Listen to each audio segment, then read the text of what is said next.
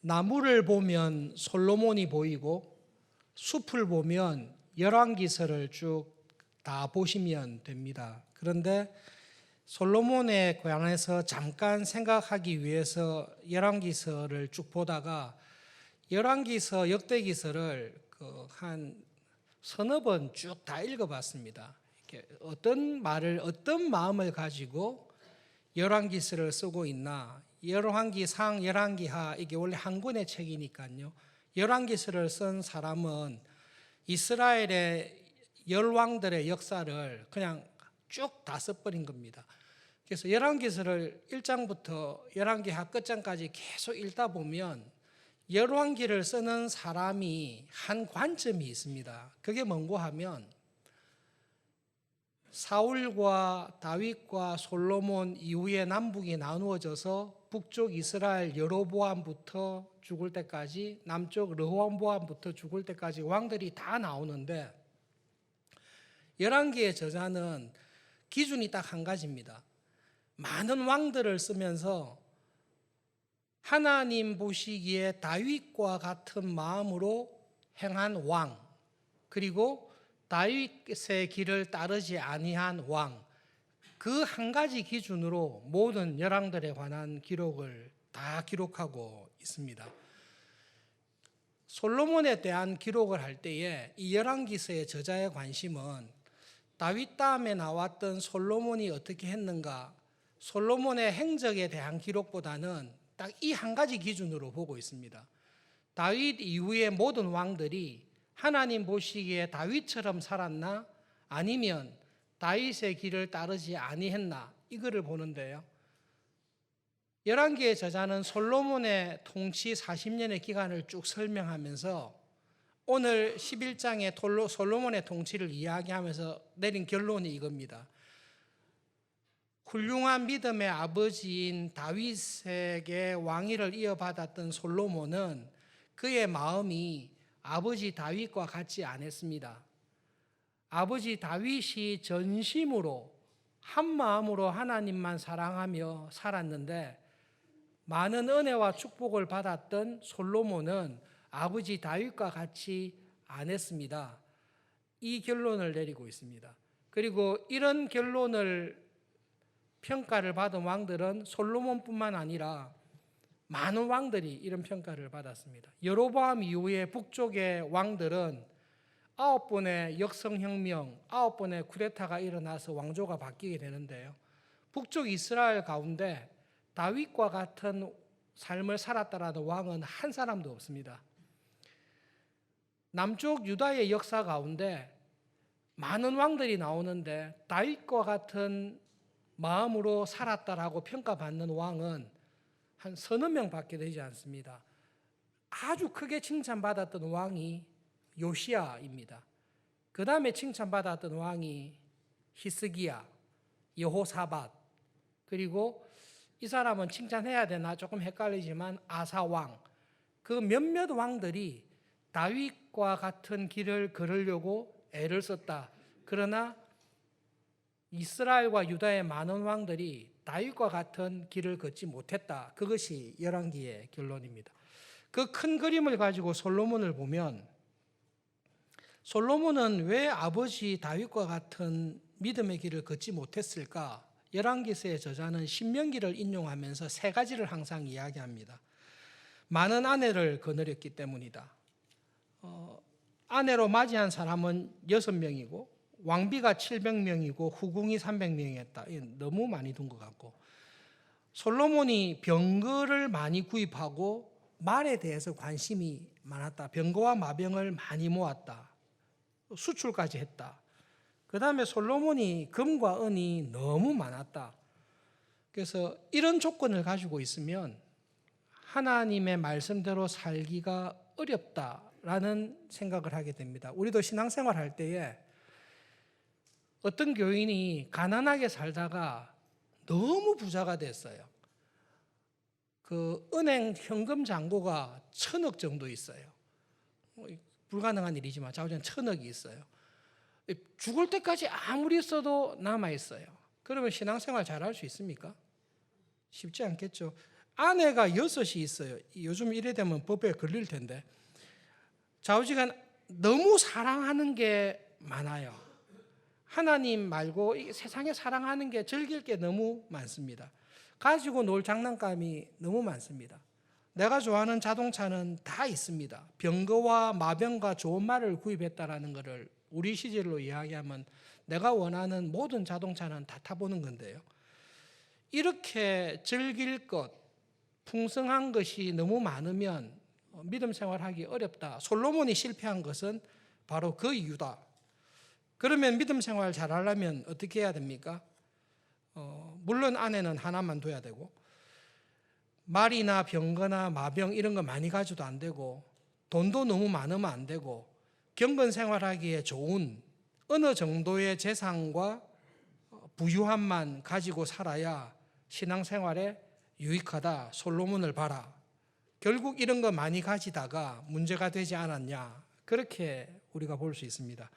그렇지만 여러분, 성경에서 열왕기서에서 솔로몬에 대해서 관심을 가지고 있는 것은 솔로몬이 이런 환경과 조건에 있었기 때문에 믿음 생활을 잘못했다 그렇게 보지는 않습니다.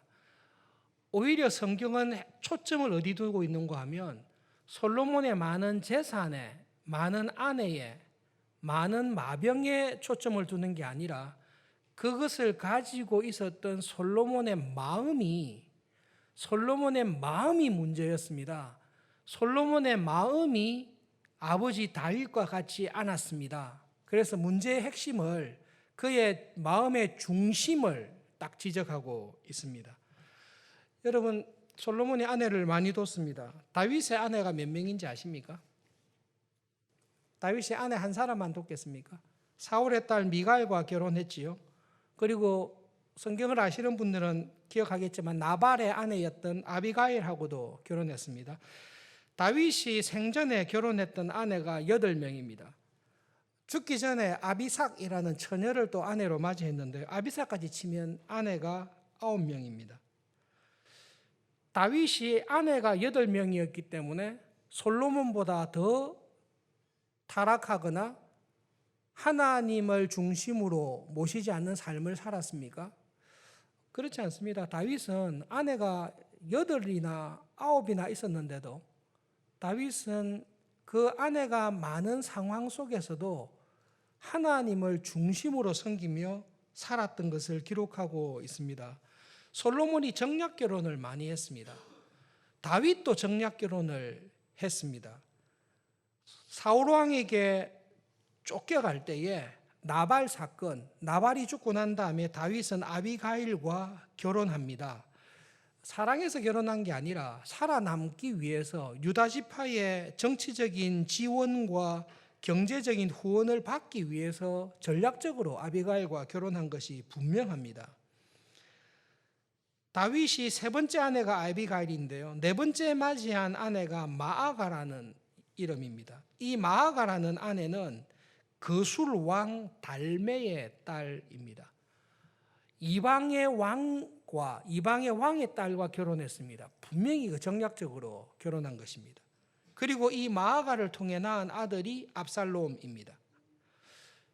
다윗은 정략적인 결혼을 해야 될 상황에 몰려 있었고 그런 가운데 정략적인 결혼을 할 수밖에 없었습니다.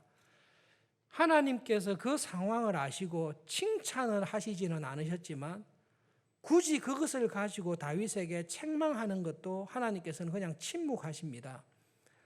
다윗이 처한 상황 속에서 그러나 그의 마음의 중심을 잃지 않고 하나님을 사랑하며 살아가기 위해서 애를 씁니다.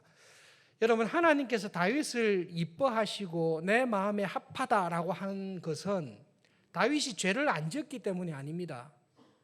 다윗은 사울왕보다 죄를 더 많이 짓습니다. 하나님에 대한 근본적인 태도에서 사울은 어긋나 있었습니다.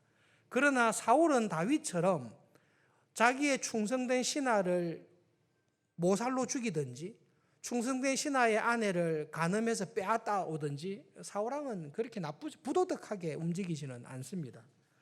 다윗을 보면 하나님께서 보시기에 완전히 거룩하거나 경건한 삶은 살지 않습니다. 죄를 범합니다. 그런데 다윗의 삶의 특징이 뭔고 하면 죄를 지적하면 내가 하나님 앞에서 죄를 범하고 있다는 것을 알면 회개합니다. 하나님께서 다윗을 기뻐한 것은 죄가 죄인 줄 알았을 때에 그 죄된 자리에서 속히 떠납니다. 그리고 그것을 품고 살지 않습니다. 다윗보다 병거, 좋은 말이 필요했던 사람은 별로 없을 것입니다. 평생 진짜 전쟁하면서 살았기 때문에 좋은 병거, 좋은 전차가 있는 것, 좋은 미사일과 같은 무기가 있는 것은 전쟁에 굉장히 중요한 일입니다. 뛰어난 말이 있는 것, 다윗에게 굉장히 중요한 일입니다. 여러분 잠시 역대상 18장을 잠깐 보겠습니다. 구약성경 638페이지쯤에 가시면 역대상 18장 3절부터 4절에 있는 말씀입니다. 638페이지 역대상 18장 3절 4절 한 절씩 교독하겠습니다. 소바 왕 하닷 에셀이 유프라테 강가에서 자기 세력을 펴고자 하며 다윗이 그를 쳐서 하마까지 이르고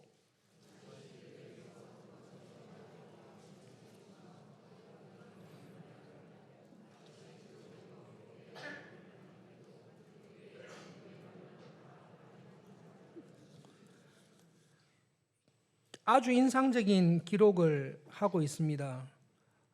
지금으로 치면 탱크겠죠. 아주 좋은 탱크 1000대를 노획했습니다. 그리고 기병 7000명이니까요. 최소한 준마, 전쟁에 쓸 수 있는 말 7000마리를 획득했습니다. 그런데 다윗은 그 말들 7000필 가운데 말 100마리만 남기고 말들의 힘줄을 다 끊어서 전쟁에 쓰지 못하도록 만들어 버렸습니다. 다윗의 부하들이 아마 엄청나게 반대했을 것입니다. 전쟁에서 말이 얼마나 중요한지, 병거가 얼마나 중요한지를 익히 아는 사람인데 이렇게 획득한 좋은 말과 병거를 우리가 가지고 있어야 되지 않습니까? 내일 또 전쟁할 텐데. 솔로몬은 거의 전쟁 안 했습니다. 솔로몬이 나가서 전쟁하는 거 기록은 있습니다만 다윗처럼 전쟁터에서 평생 산 사람은 아닙니다. 그런데 다윗은 하나님의 말씀을 들으면 그 말씀에 귀를 기울이고 전심으로 그 말씀에 순종하려고 애를 쓰는 사람입니다. 이거 분명히 내가 가지고 있어야 됩니다. 내일 전쟁에 당장 써야 되는 일입니다. 내일 세상에 나가면 당장 이걸 해야 되는데요. 하나님께서는 다윗에게 하신 말씀이 있습니다. 싸울 날을 위하여 마병을 예비하지만 전쟁에서의 승리는 하나님께 있다. 그것이 하나님께서 다윗에게 하신 말씀입니다. 다윗이 이 말 안 믿고 인구조사를 한 적이 있습니다. 요압에게 우리 군사력 한번 점검해 봐야 되겠다. 인구조사해라. 요압이 되게 싫어하면서 싫다고 했을 때도 다윗이 군사력 조사해 봐야 된다 해서 인구조사를 한 적이 있습니다. 하나님께서 진노하셔서 다윗을 한번 되게 치신 적이 있습니다. 그럴 때 다윗이 죄를 지적할 때에 내가 죄를 품었구나라고 지적할 때에 전심으로 회개해서 딱 돌아옵니다. 그것이 하나님께서 기뻐하는 사람의 신앙생활입니다. 내가 이것을 하면 하나님께서 싫어하시겠구나, 하나님이 정말로 안 좋다라고 말씀하신 것은 지키려고 애를 씁니다. 7000필이 있는데요, 100마리 남기면 6900마리잖아요. 팔아도 되잖아요. 그런데 성경의 기록에 의하면 다윗은 그냥 100마리 말만, 필요한 말만 남기고 다 끊어버립니다. 힘줄을 다 끊어버립니다. 뛰지를 못하는 말로, 농사에 쓸 수 있는 말로 다 바꾸어버립니다. 나에게 말이 너무 많으면 하나님을 의지하기보다는 내가 말을 의지할 힘이 훨씬 크다. 그것을 알기 때문에 하나님 말씀에 순종하기 위해서 애를 씁니다. 열왕기와 역대기를 한번 쭉 읽어보십시오. 다윗의 생애에 대해서 성경의 저자가 쓴 기록을 가만히 보시면 하나님께서 다윗과 함께 하심으로 다윗이 어디를 가든지 전쟁에서 이겼다라는 기록을 여러 번 기록하고 있습니다. 다윗은 하나님께서 나와 함께 하시면 나에게 승리를 주신다라는 것을 믿습니다. 그 하나님을 믿기 때문에 말을 많이 두지 말라라는 하나님의 말씀에 기꺼이 순종을 합니다. 그런데 솔로몬은 하나님을 믿는 것 같으면서도 하나님이 하지 말라고 한 말을 습관적으로 계속 어기면서 살아가고 있습니다.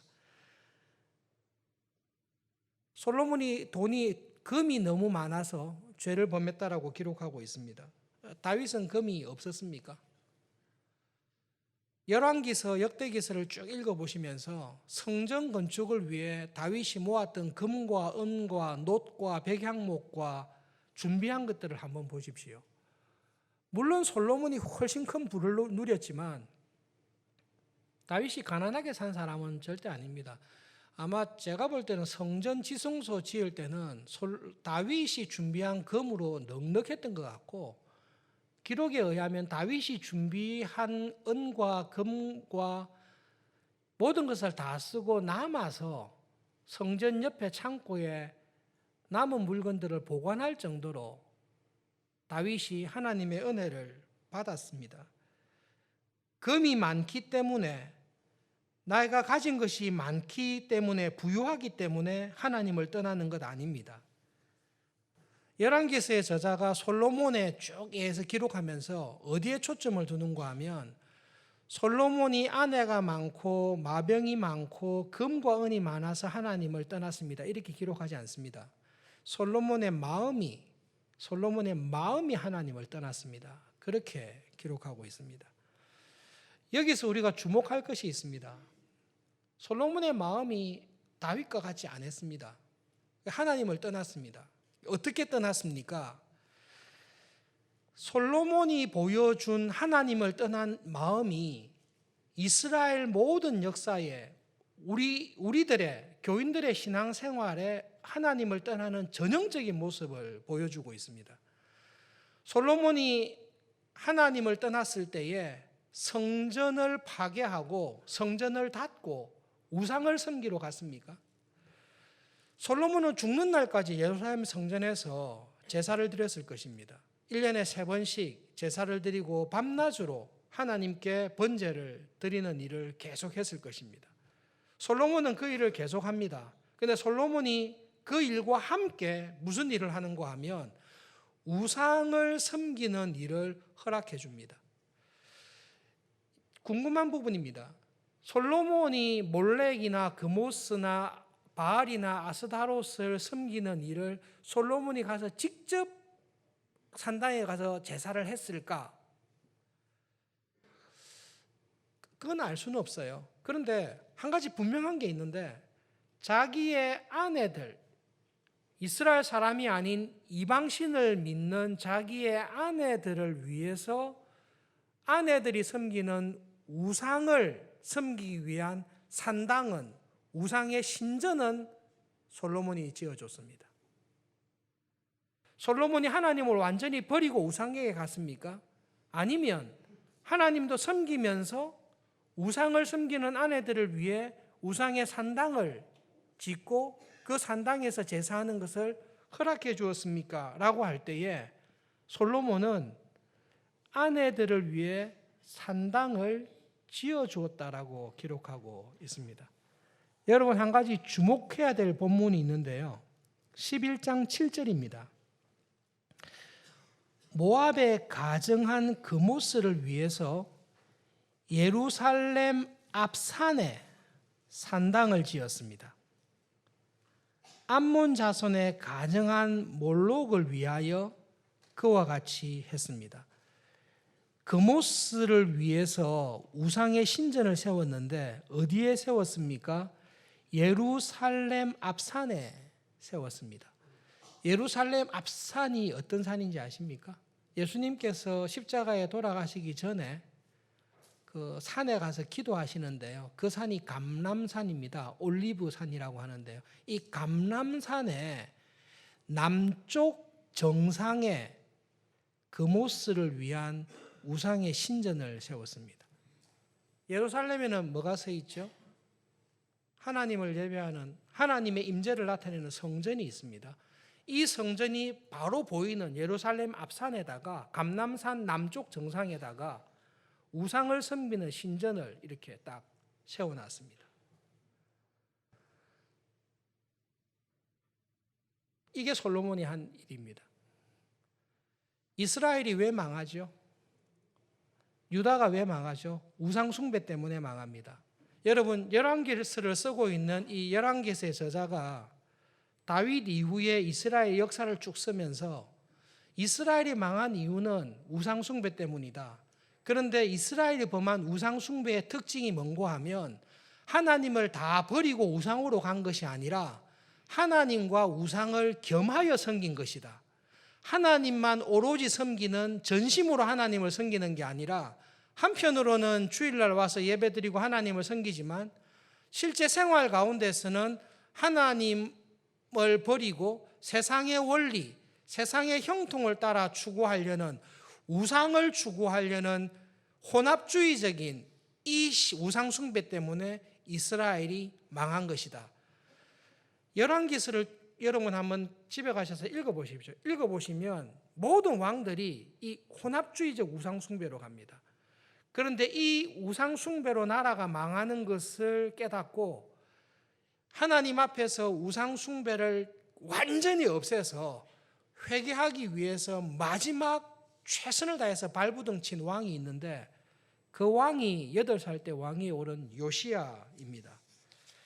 요시야가 나라가 망하기 전에 이스라엘 안에 예루살렘 안에 들어와 있는 우상을 제거하기 위한 정말 눈물겨운 노력이 있는데요. 여러분 열왕기하 23장을 마지막으로 찾아보겠습니다. 조금 뒤로 넘기셔서 601페이지쯤에 가시면 요시야의 개혁이 나와 있습니다. 열왕기하 23장 4절부터 13절에 있는 말씀입니다. 여러분 지금 열왕기상 11장을 쓰고 있는 똑같은 저자가 이스라엘의 역사를 쭉 보면서 마지막에 와서 요시야에 대한 개혁을 쓰는데요. 대강 배경을 설명해 드리겠습니다. 요시야가 이런 철저한 개혁을 하게 된 이유가 22장에서 성전을 청소하다가 율법서를 발견하게 됩니다. 율법서를 발견해서 신명기 율법서를 읽는 가운데 우상 숭배에 대한 하나님의 경고와 심판의 말씀을 듣고 요시야가 옷을 찢고 우리가 정말로 하나님 앞에서 잘못했구나. 하나님과 우상을 겸하여 섬기는 것은 하나님을 섬기는 게 아니라 우상을 섬기는 거구나. 우리가 가운데 있는 이 혼합주의적인 우상을 완전히 제거해야 우리가 하나님 앞에서 살 수 있겠구나라는 것을 깨닫고 개혁을 하게 됩니다. 요시야의 할아버지가 누군가 하면 므낫세입니다. 므낫세의 아버지가 누군가 하면 히스기야입니다. 여러분 열왕기서 읽어보시면 하나님께서 내가 유다를 확실하게 멸망시키겠다. 유다는 더 이상 회복의 기회가 없다라고 작정하시고 유다의 멸망을 예언하게 만드는 왕이 므낫세입니다. 55년을 통치하면서 나라를 완전히 말아먹습니다. 그런데 이 므낫세의 아버지가 누군가 하면 놀랍게도 히스기야입니다. 아버지는 히스기야인데 아들 므낫세가 나와가지고 완전히 나라를 망칩니다. 히스기야의 개혁 때에 히스기야의 개혁을 도왔던 선지자가 이사야인데요. 이 히스기야의 아들이 므낫세는 전설에 의하면 아버지의 개혁을 도왔던 이사야를 톱으로 켜서 죽인 왕으로 나와 있습니다. 아주 악랄한 왕이죠. 그리고 아마 이 므낫세 55년의 통치 가운데 율법책은 아마 다 없앤 것 같아요. 율법책이라든지 성전 예배라든지 이 모든 것들을 아마 므낫세가 아마 깡그리 다 없앤 것 같아요. 그러니 그 다음에 아들이 2년 동안 통치하다가 쿠데타로 죽고 8살 된 요시야가 왕이 됐을 때 읽을 성경이 없습니다. 한참 뒤에 20살, 15살, 20살 됐어야 성전을 청소하다가 율법책을 발견하게 되었습니다. 그 율법책을 읽고 우상을 제거해야 되겠다라고 생각해서 요시야가 예루살렘과 성전에 있는 우상을 제거하는데 얼마나 우상 숭배가 교회 안에 깊게 들어와 있었는지를 설명하고 있습니다. 4절부터 13절까지 한 절씩 교독하겠습니다. 왕이 대제사장 hil기야와 모든 부제사장들과 문을 지킨 자들에게 명령하여 바알과 아세라와 하늘의 1월 성신을 위하여 만든 모든 그릇들을 여호와의 성전에서 내어다가 예루살렘 바깥 기드론 밭에서 불사르고 그것들의 재를 베델로 가져가게 하고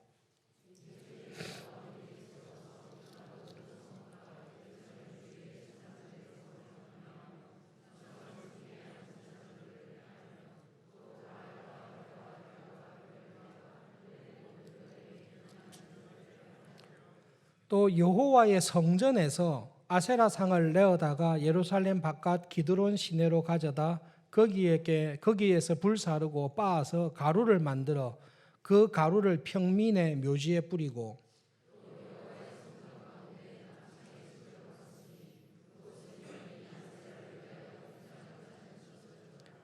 또 유다 각 성읍에서 모든 제사장을 불러오고 또 제사장이 분향하던 산당을 게바에서부터 부엘세바까지 더럽게 하고 또 성문의 산당들을 헐어버렸으니 이 산당들은 그 성읍의 지도자 여호수아의 대문 어기 곧 성문 왼쪽에 있었더라.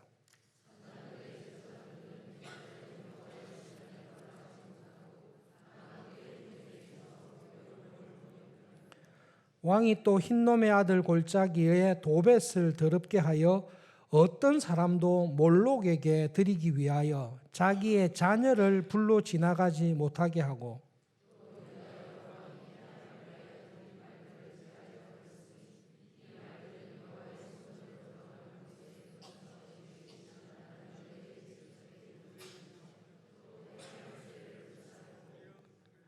유다 여러 왕이 아하스의 다락 지붕에 세운 제단들과 므낫세가 여호와의 성전 두 마당에 세운 제단들을 왕이 다 헐고 거기서 빻아내려서 그것들의 가루를 기드론 시내에 쏟아버리고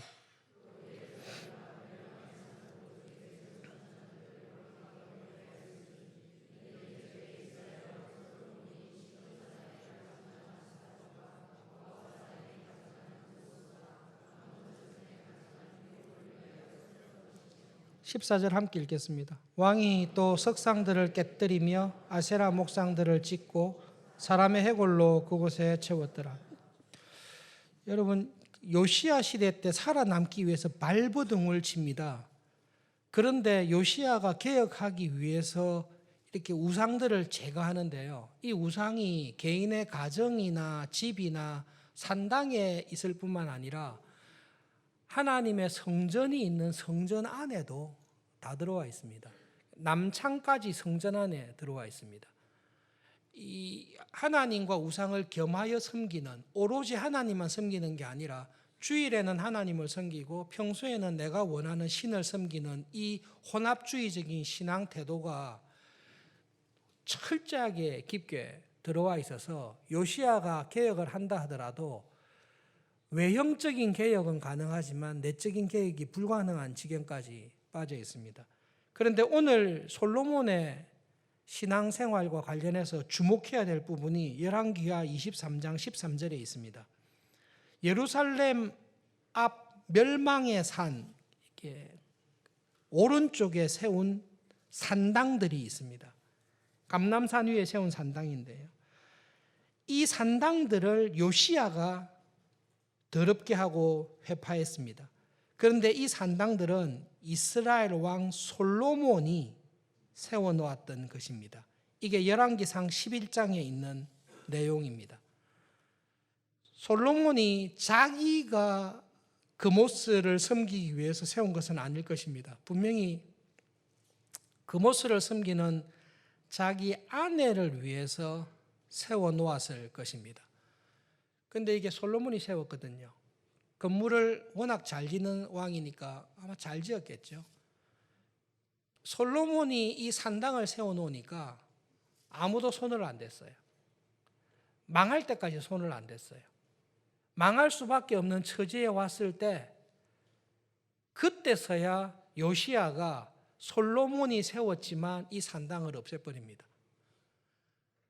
성경에는 두 가지 사람만 있습니다. 하나님은 두 가지 사람으로 이스라엘의 역사를 보십니다. 다윗과 같은 사람하고 다윗과 같지 않는 사람. 제일 큰 차이는 전심으로 하나님을 사랑하며 살아가는 사람하고 전심으로 하나님을 사랑하지 않는 사람하고 둘로 딱 나눕니다. 그리고 전심으로 하나님을 사랑하지 않고 하나님과 우상을 겸하여 섬기는 사람에 대해 하나님께서는 악을 행하는 사람으로 하나님과 우상을 겸하여 섬기는 것을 하나님에게서 마음이 떠난 것으로 말씀하고 계십니다. 솔로몬의 마음이 둘로 나누어졌습니다. 설교의 제목이 솔로몬의 마음과 그가 남긴 유산인데요. 솔로몬은 무슨 유산을 남기면서 살았습니까? 열왕기의 저자는 솔로몬의 40년 통치에 대해서 두 가지 인상적인 걸 설명합니다. 이스라엘의 최전성기였습니다. 이스라엘 역사의 황금기를 이야기하면 솔로몬이 다스리던 시대입니다. 솔로몬이 다스리던 시대는 포도나무와 무화과 나무 그늘 아래에서 백성들이 편안하게 하나님이 주셨던 풍요와 부요를 누리며 평안 가운데 살았던 시대입니다. 모든 나라가 하나님의 지혜를 듣기 위해 예루살렘에 찾아왔던 시대입니다. 모든 나라로부터 하나님의 지혜와 하나님의 정의를 듣기 원하는 그것을 가르치는 나라였습니다. 사방에 하나님이 주신 평화와 안정과 번영이 있었고 기름짐과 풍요로움이 있었던 이스라엘 역사의 전성기였습니다. 동시에 열왕기서를 자세히 읽어보시면 열왕기서의 저자는 솔로몬 40년 시기를 이스라엘의 멸망과 타락의 씨를 뿌린 시기로 분명히 기록하고 있습니다. 이스라엘과 유다는 결국 우상 숭배로 망합니다. 하나님의 성경 곁에 우상을 섬길 수 있는 산당을 지은 사람이 누구입니까? 그 사람이 솔로몬입니다. 하나님만 전심으로 살아가는 그 다윗과 같은 믿음의 유산을 받았으나 하나님과 우상을 겸하여 섬기는 하나님과 하나님이 주신 풍요로움을 겸하여 즐기는 일락과 하나님을 함께 섬기는 모범을 보여줬던 왕이 솔로몬입니다. 그래서 열왕기서 저자는 솔로몬에 대해서 이중적인 이야기를 항상 하고 있습니다. 하나님의 가장 큰 은혜와 축복과 사랑을 받았습니다. 그러나 그는 전심으로 하나님을 사랑하지 않았습니다. 오히려 하나님께 받은 은혜와 축복과 풍요로움이 우상 숭배에 관한 길을 열었고 하나님께서 주셨던 모든 은혜와 축복이 자기뿐만 아니라 하나님의 나라를 멸망의 길로 가는 물꼬를 튼 사람이 솔로몬이었습니다. 이미 솔로몬은 그것을 자기 생전에 경험하였던 사람입니다. 기록하고 있습니다. 솔로몬이 받은 유산이 무엇입니까? 아버지 다윗에게 받은 유산이 있습니다. 통일된 나라를 유산으로 받았습니다. 출애굽에서 여호수아가 가나안 땅에 들어와서 350년, 400년 가까운 사사시대의 혼란을 마치고 하나님의 은혜 안에 통일된 나라를 솔로몬은 아버지로부터 이어받았습니다. 이스라엘 백성들이 하나님만 섬기는 하나님 나라로 하나님을 예배하는 나라라는 하나의 나라로 유산으로 받았습니다. 아버지를 통해 많은 은혜와 축복을 받았습니다. 40년이 지난 이후에 솔로몬이 남긴 유산이 무엇입니까? 솔로몬은 분열된 나라를 아들에게 물려주었습니다. 분열될 거라는 것을 자기 생전에 노년에 확실히 알았습니다. 솔로몬은 하나님 중심의 예배의 나라를 받았으나 하나님과 우상을 겸하여 섬기는 혼합주의적인 예배가 있는 나라를 유산으로 물려주었습니다.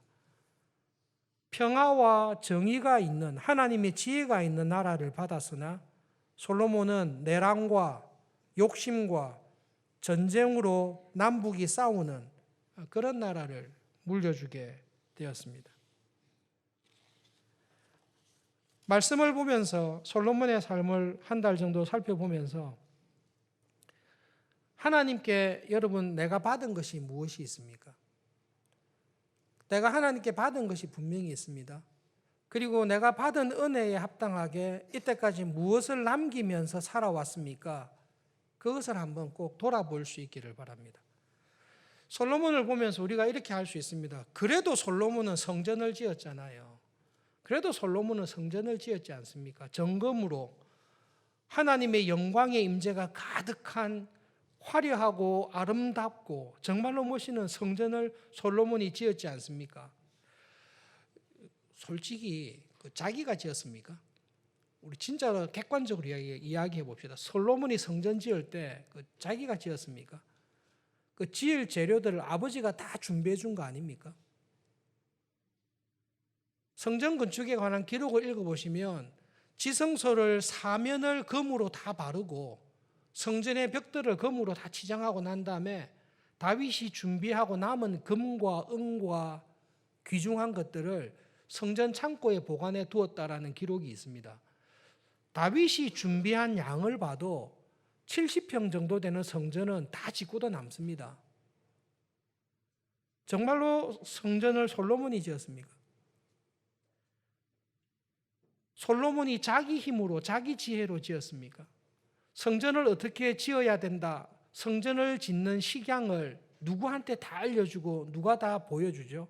열왕기 역대기 읽어보시면 다윗이 다 식양을 다 짜놨습니다. 그냥 그대로 받은 거 했을 뿐입니다. 사실 솔로몬을 보면 하나님께 받은 은혜와 축복이 정말로 큽니다. 이런 왕이 없습니다. 근데 그가 받은 은혜를 봤을 때 그가 남긴 것을 보면 정말로 하나님 앞에 칭찬받을 무엇을 남겼나라고 할 때에 참 궁금한 게 많은 왕입니다. 우리 가운데 이렇게 이야기하는 사람이 있습니다. 하나님, 저는 경제적으로도 어렵고 능력도 없고 실력도 없고 여러 가지 여건이 안 돼서 하나님의 나라와 교회를 위해서 뭔가를 드리고 싶어도 못 드립니다. 다 핑계입니다. 열왕기상 11장을 보십시오. 하나님께서 솔로몬에게 원하신 것, 하나님께서 원하신 것은 그의 마음입니다. 하나님께서 원하신 것은 금으로 지어진 성전을 원한 게 아니라 하나님만을 전심으로 사랑하며 살아가는 그 마음을 원하십니다.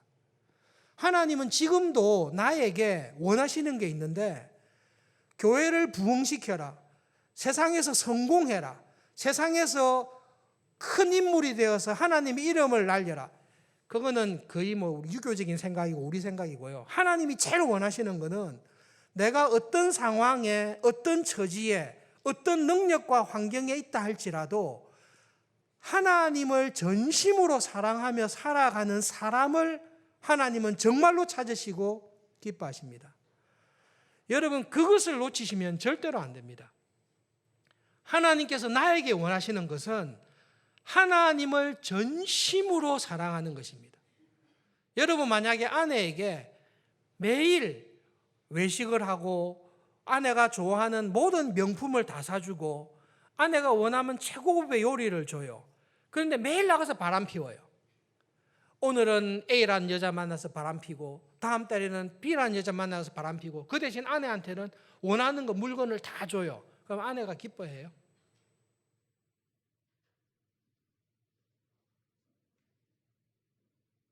부족하지만 경제적이든 환경이든 능력이 부족하지만 부부가, 가족이 서로를 정말로 사랑해요. 할 수 있는 힘을 다해서 서로 격려하고 위로하고 사랑하면서 살기를 원합니다. 그런 남편과 아내와 부모와 자녀가 있을 때 그것이 행복한 거죠. 하나님께서 언제 자기한테 금 달라고 그러셨어요? 하나님께서 언제 우리들한테 명예를 달라고 하셨어요? 뭘 달라고 하셨어요? 하나님께서 솔로몬에게 기대한 건 딱 한 가지예요. 네가 받은 은혜, 값없이 이렇게 은혜를 준 하나님을 정말로 전심으로 사랑하며 그 하나님의 말씀을 기뻐하며 순종하며 살아가는 그 마음을 원하십니다. 우리에게 원하시는 게 그것입니다. 하나님, 저는 금이 없으니까, 저는 말이 없으니까, 실력이 없으니까, 저는 신앙생활 열심히 안 해도, 저는 목사가 아니니까, 직분자가 아니니까, 봉사 충성할 마음이 별로 없습니다. 이 다 씀뿌리고 다 핑계입니다. 하나님을 사랑하는 것은 모든 사람이 할 수 있습니다. 성경의 원리가 있는데 꼭 기억하십시오. 하나님께서 가장 귀한 은사, 가장 큰 축복은 하나님은 모든 사람에게, 모든 교인에게 다 주세요. 제일 큰 복이 뭔지 아세요? 하나님을 사랑하며 사는 것입니다. 금을 사랑하며 사는 것보다, 수많은 여자를 사랑하며 사는 것보다, 수많은 명예와 권력을 누리며 살아가는 것보다 하나님을 사랑하며 하나님의 사랑 안에 살아가는 게 제일 큰 복인데, 이 복은 하나님께서 다 주십니다. 다 주십니다. 설교가 이 공중에서 뜨지 않기 위해서 한 가지 말씀드리겠습니다. 10년째 교회를 쭉 섬기면서 제가 깨닫고 회개한 것이 있는데요. 저는 잘못된 생각이 한 가지 있어서, 하나님의 말씀을 충분히 배우고 알면 그 말씀에 합당한 열매가 저절로 당연히 나온다라고 믿었습니다. 실제로 그렇습니다. 그런데 하나님의 말씀에 합당한 열매가 나오기 위해서 더 많은 격려와 잔소리와 같은 간섭을 더 했어야 되는데 못했다. 그것을 제가 교회를 섬기면서 하나님 앞에서 진짜 회개하고 반성하고 있는 부분입니다. 각설하고, 아무리 좋은 신학서적을 읽으시고 아무리 좋은 책을 읽고 강의를 들어도 여러분, 성경을 모르시면 신앙이 자랄 수 없습니다.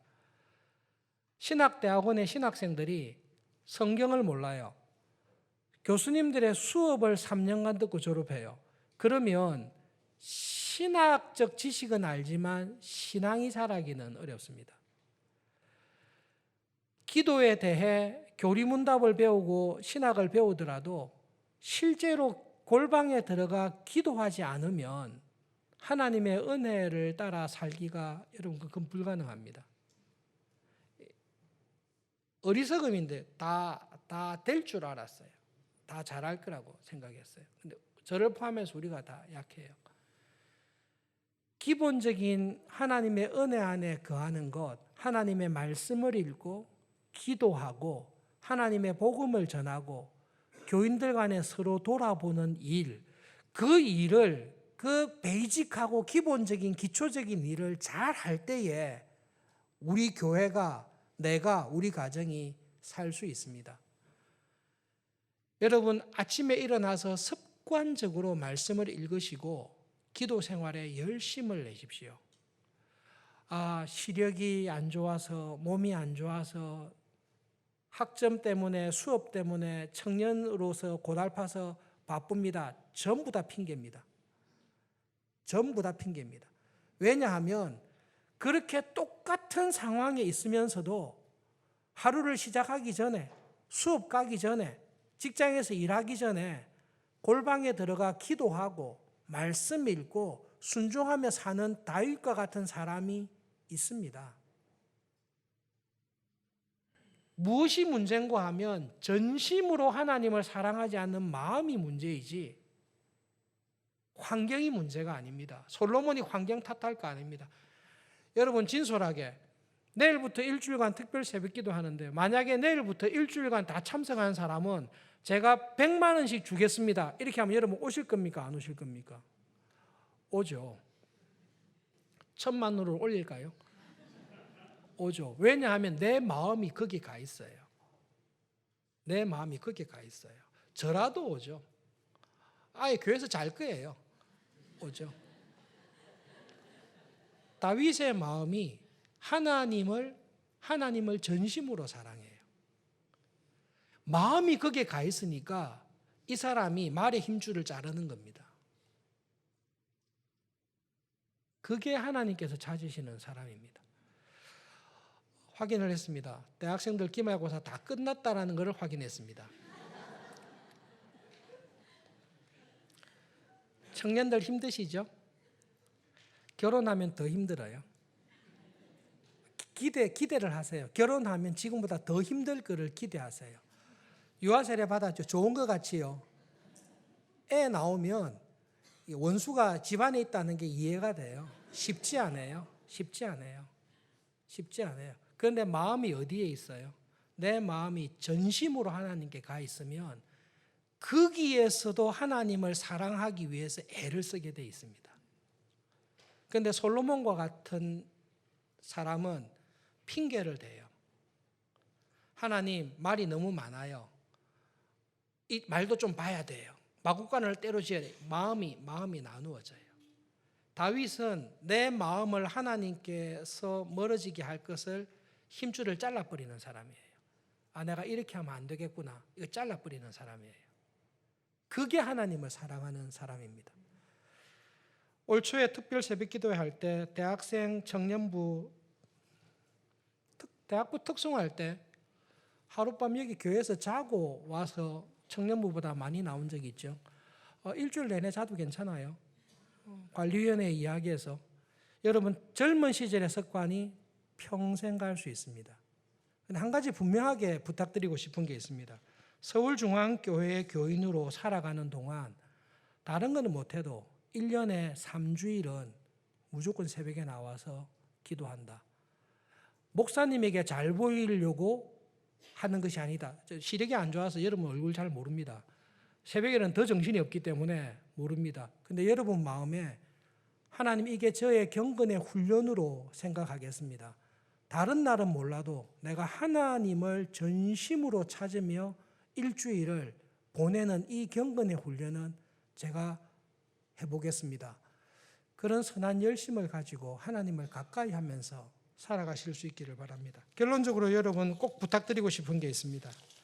하나님께 받으신 게 있죠. 하나님께 받은 것을 교회를 위해서, 하나님의 나라를 위해서, 여러분의 자녀를 위해서 무엇을 이때까지 남기셨습니까? 한 주간 돌아볼 수 있기를 바랍니다. 내가 분명히 받았는데, 생명을 받았고 젊음을 받았고 하나님께 부여한 받은 게 있는데 그 받은 것을 통해 하나님께 내가 이때까지 무엇을 드렸는지, 무엇을 남겼는지, 또 하나님 앞에 내가 무엇을 남기며 살기를 원하는지 새벽의 기도의 시간을 통해서 하나님의 은혜를 생각하고 우리를 회개하는 복된 시간이 될 수 있기를 바랍니다. 기도하겠습니다.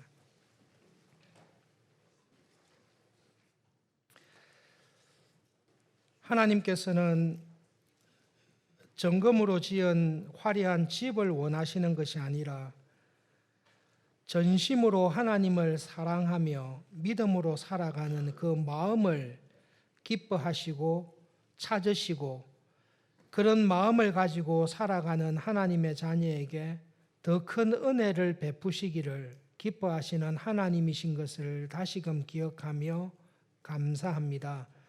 저희들의 삶이 하나님께서 찾으시는 그런 믿음의 삶이 되게 해 주십시오. 하나님 앞에 서게 되었을 때에 너가 무엇을 남기고 무엇을 가지고 왔느냐라고 물으실 때에 하나님께서 받으실 만한, 하나님께서 기뻐하시는 것을 아름다운 유산으로 남기고 우리 믿음의 열매로 들고 하나님 앞에 설 수 있기를 소원합니다. 그런 믿음의 삶을 살아갈 수 있도록 하나님 저희들을 지켜주시고 붙잡아 주십시오. 예수님의 이름으로 기도합니다. 아멘.